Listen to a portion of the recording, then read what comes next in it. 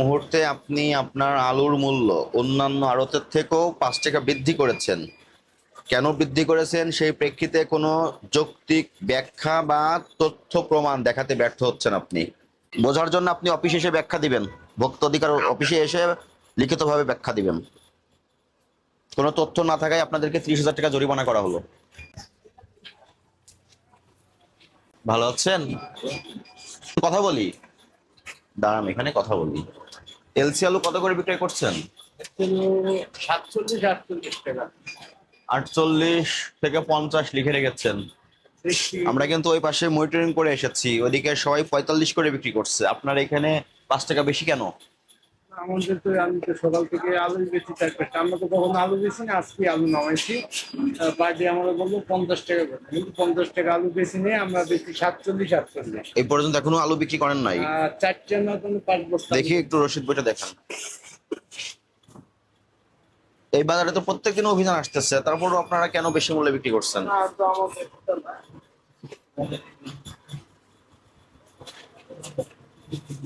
দেশি আলু নাই, না, সব এলসি আলু।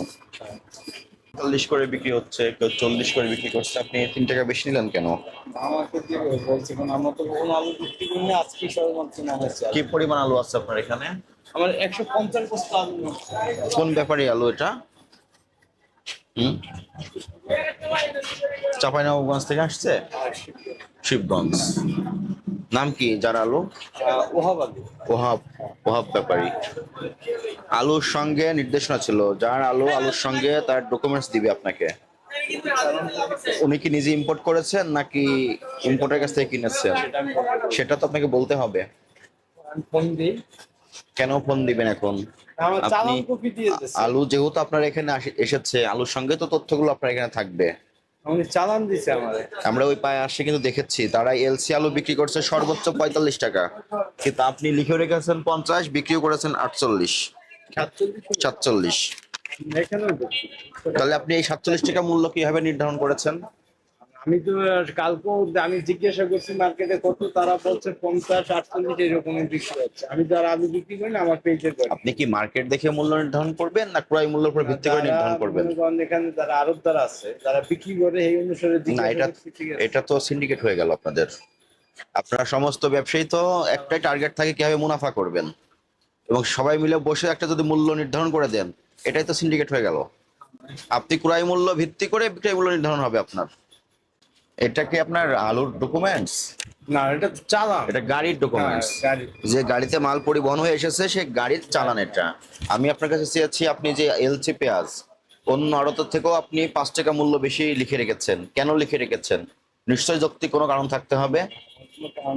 আমরা আসলে আলু বিক্রি করি না ডিজাইন, মনে করেন যে আমরা জিজ্ঞাসা করছি, এখানে বাজারটা পাইকারের কাছে জিজ্ঞাসা করছি কত বিক্রি হয়েছে আজকে সর্বপ্রথম আলু নামাইছে। আমরা কখনো আলু বিক্রি করি না, আমরা শুধু পেঁয়াজি বিক্রি করি। আপনি প্রথম দিন নামেই তো বেশি মূল্য করে দিলেন।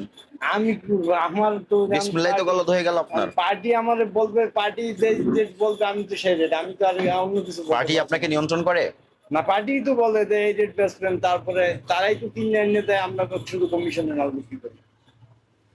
আমরা তো 1 টাকা কমিশন রাখি। পার্টি মালটা কোথা থেকে নিয়ে আসছে সেই তথ্য আপনাকে রাখতে হবে। না, সে শিবগঞ্জ থেকে পাঠাইছে, তারা আমাকে দেখাতে পারছেন না তো। না, এখন আমাদের বলছে আড়ত থেকে আমি পাঠাইছি। এই যে দেখেন না, সিদ্দিক এন্টারপ্রাইজে যতগুলো চালান সবই ওনার মাল। আপনি মনে হয় আমার বক্তব্যটা বুঝতে পেরেছেন আমি কি বলতে চাচ্ছি আপনাকে। উনি যেটা মানে ক্রয় করে আনছে ওই ডকুমেন্টসটা আর কি, ওটা তো আমার চাই। তার মানে এই মুহূর্তে আপনি আপনার আলুর মূল্য অন্যান্য আড়তের থেকেও 5 টাকা বৃদ্ধি করেছেন। কেন বৃদ্ধি করেছেন সেই প্রেক্ষিতে কোনো যৌক্তিক ব্যাখ্যা বা তথ্য প্রমাণ দেখাতে ব্যর্থ হচ্ছেন আপনি, কি না? কোনো তথ্য নাই, সম্পূর্ণ তথ্যগুলো মিসিং, হাইড করে রেখেছেন বা আপনার কাছে নাই। আপনি একজন ব্যাপারীর নাম বলেন ওহাব, ওহাব আলু আপনার কাছে পাঠিয়েছে, একটা মূল্য আপনাকে ফোনে বলে দিয়েছে, এবং আপনি বাজারের অজুহাত দিচ্ছেন, দায়ভারটা বাজারের উপর চাপাচ্ছেন। আমরা তো কাঁচামাল শ্যামবাজারে যেটা প্রতিনিয়ত আড়তের সেই ভেবে রেট বিক্রি হয়। শ্যামবাজারে তো আমি তো 2টা দোকান দেখলাম, কত করে বিক্রি করছে তারা? আপনার চেয়েও তাদের আলুর কোয়ালিটি ভালো, 40 করে বিক্রি করতেছে, আপনি কেন 50 লিখে রেখেছেন? 48 47 48 48 আর 47, 47 তাও বেশি। আপনার তো অন্য আড়তের থেকেও বেশি। চারটে আলুই বিক্রি করছি। ওদের আলুর কোয়ালিটি আপনার আলুর থেকেও ভালো। আমি আলু বিক্রি করি না আজকে ওনারা 45 করে বিক্রয় করছেন এবং ডকুমেন্টস আছে তাদের কাছে, আপনি বেশি মূল্যে বিক্রি করছেন, কোনো ডকুমেন্টস নাই, এটা অপরাধ হয়েছে আপনার। আপনি যৌক্তিক পর্যায়ে মুনাফা করবেন। তাহলে আপনি ওয়াহাব সাহেবের মতো ব্যাপারীদেরকে কেন সহযোগিতা করলেন অস্বাভাবিক মূল্য বৃদ্ধিতে?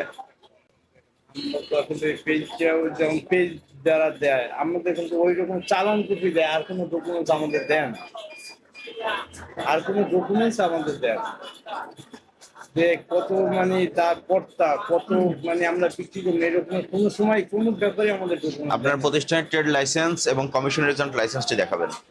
কমিশন এজেন্টের লাইসেন্স নাই, ট্রেড লাইসেন্স হালনাগাদ আছে। আমার প্রশ্ন, আপনার কাছে তথ্য নাই কেন? ক্রয় রসিদগুলো কেন নাই? আপনার এই আলু ইন্ডিয়া থেকে আসতে তো 20 টাকা করে খরচ পড়েছে, তাহলে আপনি কেন 50 টাকা করে রাখবেন?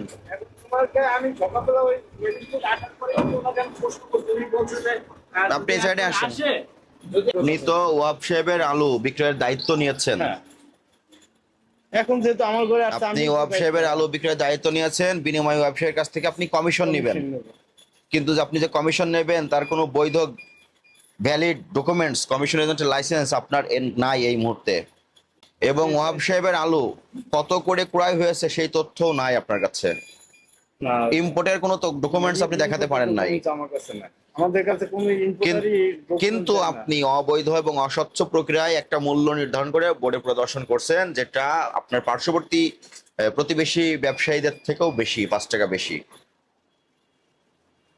এই বিষয়ে কোনো সদ উত্তরও নাই আপনার কাছে। আমার কাছে না, আমাকে বলছে আমি যে সকালবেলা গেছি যেমন আরতে যে আপনারা কত বিক্রি করতে আছেন, আমাদের ওইভাবে বলছে যে এই বিক্রি করতে আছে না, এটা করা যাবে না, এই জন্য এসে আমরা এইটা লিখছি। এটা আর করা যাবে না। আপনারা ক্রয় মূল্য ধরবেন, তার সঙ্গে পরিবহন খরচ, অন্যান্য খরচ যোগ করে যৌক্তিক পর্যায়ে মুনাফা করবেন। আপনি যাকে দেখবেন আপনার বাজারে, সেও তো আপনার মতো ব্যবসায়ী। স্যার আপনারও টার্গেট মুনাফা করা, তারও টার্গেট মুনাফা করা। তাহলে একজন মুনাফাখোর আর একজন মুনাফাখোরকে দেখে মূল্য নির্ধারণ করবেন, এটাই তো সিন্ডিকেট হয়ে যাবে। তাহলে আপনারা এটা তো আপনারাই বলছেন যে ইম্পোর্টাররা যখন প্রত্যেক যারাই মাল আন তারা কোনো কাগজপত্র আরো দিয়ে দেয়, আপনারা একটা করে দিলে তো তারা এটা মানতে বাধ্য। কত বছর ধরে আড়তদারি করেন? ওই যে আমি এখানে চাকরি করি। আপনাদেরকে নিজ দায়িত্বে করতে হবে, ব্যবসা আপনার, দায়িত্ব আপনার। আমরা শুধু দেখবো আইনের ব্যত্যয় ঘটছে কিনা, কোথায় আইনের ব্যত্যয় ঘটিয়ে অস্বাভাবিক অযৌক্তিক ভাবে মুনাফা করছে কিনা কোনো ব্যবসায়ী। যেখানে এই প্রবলেমগুলো আমরা পাবো সেখানেই আমাদের হস্তক্ষেপ আসবে। আপনার ব্যবসা পুরো সাপ্লাই চেইনটাই আপনারা নিয়ন্ত্রণ করেন, এটা আপনি দেখবেন নৈতিকতার জায়গা থেকে। আমার কথা বুঝতে পেরেছেন? ঠিক আছে। তাহলে আজকে এখানে এসে আমরা যেটা দেখলাম, যে অপরাধগুলো পেয়েছি, আপনি বুঝতে পেরেছেন এগুলো? না, আমি তো এই পর্যন্ত এখানে চাকরি করা অবস্থায় শুধু ট্রেড লাইসেন্স, পিসি লাইসেন্স এগুলো লাগে, আমি এই দিকে আর কোনো কাগজপত্র এখন পর্যন্ত আমাদের কাছে আজকে চায় আপনার না। কাছে ক্রয় রসিদ আমরা পাইনি, আমাদের করার ওহাবের আলুর ক্রয় রসিদ আমরা পাইনি। ইন্ডিয়া থেকে ইম্পোর্ট হয়েছে, সেই ইম্পোর্টেড ডকুমেন্টস আমরা পাইনি। স্যার, আমাকে এগুলো অপরাধ। 2 মিনিট সময় দেবেন? একটু যদি উনি আমার কাগজটা দিতে পারে। দিলাম সময়। হ্যালো, আসসালামু আলাইকুম। আপনি আজমির ভান্ডারে আলু পাঠিয়েছেন? আলু আপনি নিজে ইম্পোর্ট করেছেন না কোন ইম্পোর্টের কাছ থেকে ক্রয় করেছেন?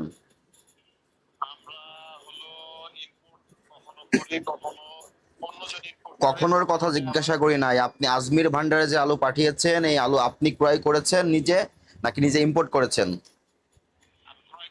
ক্রয় করেছেন। আপনার সে ক্রয় রসিদটা কি আপনি আড়তে পাঠিয়েছেন?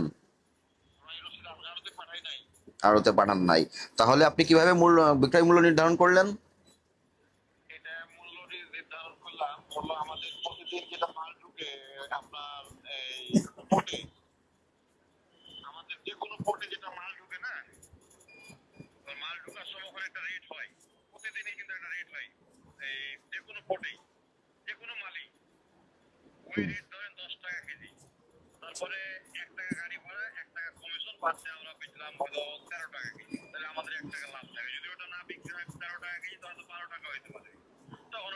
আপনি যে প্রক্রিয়ার কথা বলছেন এটা সম্পূর্ণ অবৈধ প্রক্রিয়া।